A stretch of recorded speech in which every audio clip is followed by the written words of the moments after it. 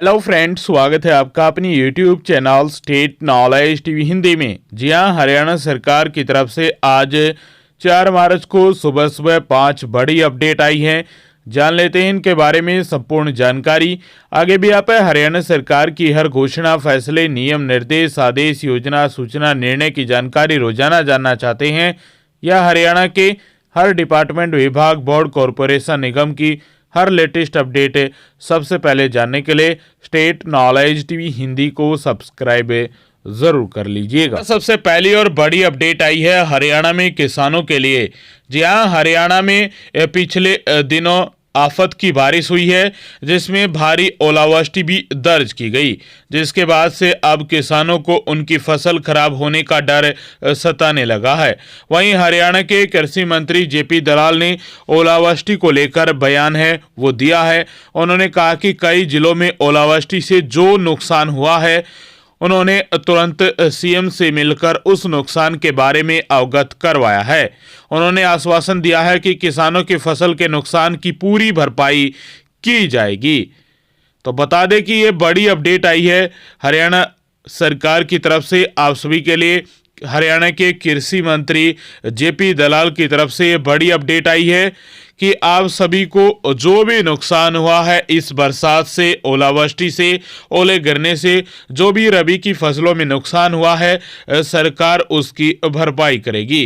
तो उसके लिए सबसे पहले आपको क्या करना होगा, सबसे पहले जो भी आपकी फसलें खराब हुई है या कोई और नुकसान हुआ है, तो सबसे पहले हरियाणा सरकार ने जो ई क्षतिपूर्ति पोर्टल बनाया हुआ है, उस पोर्टल पर आने वाले 4 या 5 दिन के अंदर अंदर, जी हाँ, सरकार ने 72 घंटे का समय दिया गया, यानी 72 घंटे तक भी कर सकते हैं या 4-5 दिन तक भी आप उसके अंदर अंदर अपनी जो भी रिपोर्ट है, अपना जो भी ब्यौरा है अपने नुकसान का, वो ई क्षतिपूर्ति पोर्टल पर आपको अपलोड करना होगा। उसी के आधार पर सर्वे वगैरह गिरदावरी होंगी, स्पेशल गिरदावरी होंगी, उसी के आधार पर आपको जो मुआवजा है वो मिलने वाला है। और इसके साथ साथ आपकी फसल का जो पंजीकरण है वो भी होना चाहिए मेरी फसल मेरे ब्यौरे पोर्टल पर। और साथ में ई क्षतिपूर्ति पोर्टल है जो सरकार ने स्पेशल उन किसानों के लिए, उन लोगों के लिए बनाया है जिनका किसी आपदा के कारण नुकसान होता है। तो फसल का यदि आपका नुकसान हुआ है तो आप ई क्षतिपूर्ति पोर्टल पर जाकर फोटो के साथ जो भी नुकसान है वो अपलोड कर सकते हैं। उसका पूरा ब्यौरा है आपको वहां पर अपलोड करना होगा, क्योंकि सरकार के पास रिपोर्ट चली जाएगी कि इस क्षेत्र में इतना नुकसान हुआ है, तो उसी आधार पर आपका सर्वे वगैरह होगा और उसके बाद आपकी जो भरपाई है, आपके नुकसान की भरपाई है, वो सरकार करेगी।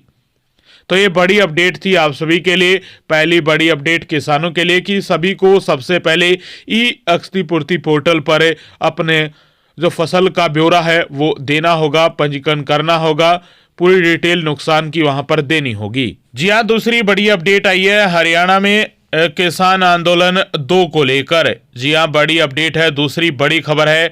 शुभकर्ण के अंतिम अरदास कार्यक्रम में किसान नेताओं ने ऐलान कर दिया, हरियाणा, पंजाब को छोड़कर अन्य किसानों का 6 मार्च को दिल्ली कूच होगा। 10 को रेल रोकेंगे किसान। हरियाणा और पंजाब के किसान शंभू और खनेरी बॉर्डर पर संभालेंगे मोर्चा। पंजाब हरियाणा के बॉर्डरों पर आंदोलन कर रहे किसान संगठनों ने रविवार को नए कार्यक्रमों का ऐलान किया है। अब हरियाणा और पंजाब को छोड़ देश के बाकी राज्यों के किसान से 6 मार्च को दिल्ली पहुंचने की अपील की गई है। इन्हें ट्रैक्टर ट्रॉली को छोड़ ट्रेन, बस या अन्य वाहनों से जंतर मंतर पहुंचने को कहा गया है। हरियाणा पंजाब के किसान शंभू और खनौरी बॉर्डर पर ही मोर्चा संभालेंगे। 10 मार्च को देश भर में दोपहर 12 बजे से शाम 4 बजे तक ट्रेन रोकी जाएंगी। दरअसल किसान संगठनों के नेता बठिंडा के गांव बल्लो में खनौरी बॉर्डर पर मारे गए नौजवान शुभकर्ण के अंतिम अरदास में पहुंचे थे। यहां शुभकर्ण को श्रद्धांजलि दी। किसान नेता सरवन सिंह पदेर और जगजीत सिंह ढल्लेवाल ने कहा कि कार्यक्रम में पहुंचे लोगों की भीड़ को देखकर सरकार की आंखें खुलनी चाहिए। तो किसान आंदोलन 2 को लेकर आप सभी के लिए ये बड़ी अपडेट आई थी। किसान नेताओं ने ऐलान किया है, लेकिन हरियाणा पंजाब के किसान नेताओं को छोड़कर पूरे देश के जितने भी किसान हैं, किसान नेता हैं, उनको 6 को दिल्ली कूच करने का आह्वान किया गया है और 10 मार्च को रेल रोकी जाएंगी। इसको लेकर भी किसानों की तरफ से ऐलान है वो किया गया है। तो किसान आंदोलन 2 को लेकर यह दूसरी बड़ी अपडेट आई थी आप सभी के लिए। वहीं तीसरी बड़ी अपडेट आई है आप सभी के लिए, हरियाणा में वातानुकूलित इकाइयों को स्थापित करने का सुनहरा अवसर है। वर्ष 2023-24 में निम्नलिखित पदों के अंतर्गत 35% तक अनुदान है। सब्सिडी के लिए आवेदन है वो आमंत्रित किए गए। कोल्ड स्टोरेज, ग्रेडिंग पैकिंग इकाई, फल पकाने वाले चैम्बर, नियंत्रण वातावरण चैम्बर, सोलर रूफटॉप वातानुकूलन वैन। इकाइयों पर कृषि अवसंरचना कोष के अंतर्गत ब्याज दर पर छूट है। इकाइयों पर 2 करोड़ रुपए तक कोलेटरल सिक्योरिटी की भी सुविधा दी गई है। योजना का लाभ पहले आओ पहले पाओ के आधार पर है। इच्छुक प्रार्थी पूर्ण प्रोजेक्ट रिपोर्ट सभी संबंधित दस्तावेजों के साथ अपने जिले के जिला उद्यान अधिकारी के कार्यालय में जमा करवाए। QR कोड स्कैन करके पूरी जानकारी ले सकते हैं। अपने जिले के जिला उद्यान अधिकारी से संपर्क कर सकते हैं। कॉल करें, टोल फ्री नंबर है 1800-180-20-21 पर। यह अपडेट आई है उद्यान विभाग हरियाणा सरकार की तरफ से। ये बड़ी अपडेट आई ही थी। वर्ष 2023-24 में निम्नलिखित पदों के अंतर्गत 35% जो सब्सिडी है हेतु आवेदन आमंत्रित किए गए। हरियाणा में वातानुकूलित इकाइयों को स्थापित करने का ये सुनहरा अवसर है।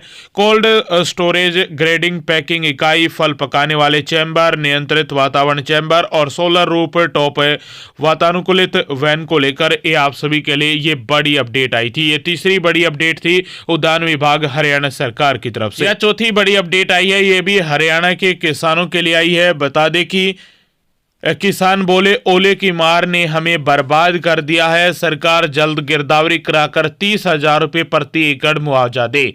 तो किसानों ने मांग की है हरियाणा सरकार से कि हमारी फसलों का नुकसान हुआ है ओलावृष्टि से, बारिश से। हमारे जो गेहूं है या रबी की फसल है वहां पर 80% तक नुकसान है वो हुआ है और कहीं कहीं पर 100% तक 95% तक भी नुकसान देखने को मिला है। तो किसानों ने सरकार से मांग की है कि हमारी फसल का जो गिरदावरी है स्पेशल गिरदावरी कराकर 30,000 रुपये प्रति एकड़ मुआवजा दे। किसानों ने ये मांग की है हरियाणा सरकार से। पिछले दिनों हरियाणा में ओलावृष्टि हुई थी, भारी बारिश देखने के कारण हरियाणा में फसलें नुकसान में हुई थी। यह 5वीं अपडेट है। 5वीं अपडेट में कई खबरें हैं आप सभी के लिए। 5वीं अपडेट में सबसे पहली बड़ी अपडेट हरियाणा के मौसम विभाग की तरफ से आई है। आज मौसम विभाग के अनुसार किस जिले में कैसा मौसम रहने वाला है। मौसम विभाग के अनुसार उत्तर हरियाणा के 6 जिले जिसमें पंचकुला, अंबाला, यमुनानगर, कुरुक्षेत्र, कैथल और करनाल, इन जिलों में न्यूनतम तापमान 10 डिग्री सेल्सियस के आसपास रहेगा। अधिकतम तापमान 21 से 22 डिग्री सेल्सियस के आसपास रहने की संभावना है। इन सभी 6 जिलों में बादलवाई के साथ साथ बारिश का अलर्ट जारी किया गया है। 7% से लेकर 25% तक बूंदाबांदी होने की संभावना बनी रहेगी। वहीं हवाओं की गति 11 किलोमीटर प्रति घंटे की रफ्तार से लेकर 14 किलोमीटर प्रति घंटे की रफ्तार के बीच हवाएं भी चलने वाली हैं। वहीं दक्षिण और दक्षिणी पूर्वी हरियाणा के 10 जिले जिसमें पानीपत, सोनीपत, रोहतक, झज्जर, महेंद्रगढ़, रेवाड़ी, गुरुग्राम, फरीदाबाद, पलवल और मेवातनू, इन 10 जिलों में आज 4 मार्च को न्यूनतम तापमान 10 से लेकर 13-14 डिग्री सेल्सियस के बीच में न्यूनतम तापमान रहेगा। अधिकतम तापमान 20 से 23 डिग्री सेल्सियस के बीच में रहने की संभावना है। इन जिलों में पानीपत, गुरुग्राम, फरीदाबाद और पलवल, इन जिलों में बादलवाई के साथ साथ बारिश होने की संभावना ज़्यादा बनी रहेगी, 7% से लेकर 12% के बीच। वहीं इन जिलों में सोनीपत, रोहतक, झज्जर, इसके साथ मेवातनू में भी जो बादलवाही है उसका अलर्ट जारी किया गया है, लेकिन 2-4% संभावना बारिश होने की भी बनी रहेगी। इन जिलों में हवाओं की गति 8 से लेकर 14 किलोमीटर प्रति घंटे की रफ्तार के बीच हवाएं चलने वाली है पूरे 10 जिलों में हरियाणा के, दक्षिण और दक्षिणी पूर्वी हरियाणा के। वहीं महेंद्रगढ़ और रेवाड़ी में मौसम पूरी तरह से साफ रहेगा। इन जिलों में बहुत कम संभावना है बूंदाबांदी होने की, 1 से 2%, और हवाओं की गति 8 से 9 किलोमीटर प्रति घंटे की रफ्तार से हवाएं चलने वाली हैं। वहीं पश्चिमी और दक्षिणी पश्चिमी हरियाणा के 6 जिले सिरसा, फतेहाबाद, हिसार, जींद, भिवानी और चरखी दादरी, इन जिलों में न्यूनतम तापमान 8 से 10 डिग्री सेल्सियस के बीच में रहेगा। अधिकतम तापमान 20 से 22 डिग्री सेल्सियस के बीच में रहने की संभावना है। इन सभी जिलों में बादलवाही ज्यादा देखने को मिलेगी। बारिश होने की संभावना 2 से 5% के बीच हल्की ही रहने वाली है, वो भी नामात्र। वहीं हवाओं की गति 10 से लेकर 13 किलोमीटर प्रति घंटे की रफ्तार के बीच हवाएं चलने वाली है। यानी आज भी कई स्थानों पर मौसम में ज्यादा बदलाव होगा और कई स्थानों पर केवल बादलवाही ही देखने को मिलेगी। तो मौसम विभाग की तरफ से यह 5वीं अपडेट में पहली बड़ी खबर आई थी आप सभी के लिए। इसके साथ 5वीं अपडेट में दूसरी बड़ी खबर आई है। हरियाणा सरकार ने महाग्रामों में स्ट्रीट लाइट लगाने की जिम्मेदारी जिला परिषद को सौंप दी है। गांव भी शहरों की तरह स्वच्छ सुंदर बन सकेंगे। ग्रामीणों का रुझान शहरों की ओर नहीं बढ़ेगा। प्रदेश सरकार पंचायती राज संस्थाओं, शहरी स्थानीय निकाय की कार्यप्रणाली में जवाबदेही के साथ स्वायत्तता के सिद्धांत के समावेश के लिए समर्पित है। पंचायती राज संस्थाओं को परिभाषित फार्मूले के आधार पर राज्य के स्वयं कर राजस्व के हिसाब से प्रति व्यक्ति के आधार पर सरकार द्वारा धनराशि सीधी भेजी जा रही है। पंचायती राज संस्था द्वारा दिए जाने वाले कार्यों का आवंटन स्पष्ट विशिष्ट रूप से परिभाषित किया गया है और पंचायती राज संस्थाएं उन्हें सौंपे गए कार्यों की प्रकृति और प्राथमिकता स्वयं निर्धारित कर सकती हैं। तो बड़ी अपडेट आई थी। हरियाणा सरकार ने महाग्रामों में स्ट्रीट लाइट लगाने की जिम्मेदारी है वो जिला परिषद को सौंप दी गई है। तो 5वीं अपडेट में दूसरी बड़ी खबर आई थी आप सभी के लिए। वहीं 5वीं अपडेट में तीसरी बड़ी खबर आई है आप सभी के लिए। हरियाणा खेल विभाग द्वारा खेलों को बढ़ावा देने के उद्देश्य से सरकारी निजी शिक्षण संस्थानों, पंचायतों और निजी खेल संस्थानों में वर्ष 2024-25 में खेल नर्सरी स्थापित करने को 15 मार्च तक ऑनलाइन आवेदन है वो आमंत्रित किए जा रहे हैं। इस योजना से कम आयु में भी चिन्हित किए गए राज्य के अनेक खिलाड़ी आज राष्ट्रीय और अंतर्राष्ट्रीय स्तर की खेल उपलब्धियां प्राप्त कर चुके हैं। खेल नर्सरी केवल ओलंपिक, एशियन और कॉमनवेल्थ खेलों में सम्मिलित खेलों के लिए खोली जाएंगी। खेल नर्सरी आवेदक इच्छुक संस्थान और निजी शिक्षण संस्थानों एवं निजी खेल संस्थानों, अखाड़ा संचालक विभागीय वेबसाइट पर जाकर ऑनलाइन आवेदन है वो कर सकते हैं। तो 5वीं अपडेट में आप सभी के लिए तीसरी बड़ी खबर आई थी। जी हाँ, बड़ी अपडेट आई है 5वीं अपडेट में। चौथी बड़ी खबर और आखिरी खबर है, राहत भरी खबर है। बता दें कि कोरोना काल में पैसेंजर ट्रेनों में बढ़ाया गया किराया 2 साल बाद घट गया है। भिवानी से चलती है 18 पैसेंजर ट्रेनें, 5 से 25 रुपये घटा है किराया। अब ट्रेन में हिसार के 20 रुपये और सिरसा के 35 रुपये और दिल्ली के लगेंगे मात्र 30 रुपये। भारतीय रेलवे ने पैसेंजर ट्रेनों में सफर करने वाले यात्रियों के लिए राहत प्रदान की है।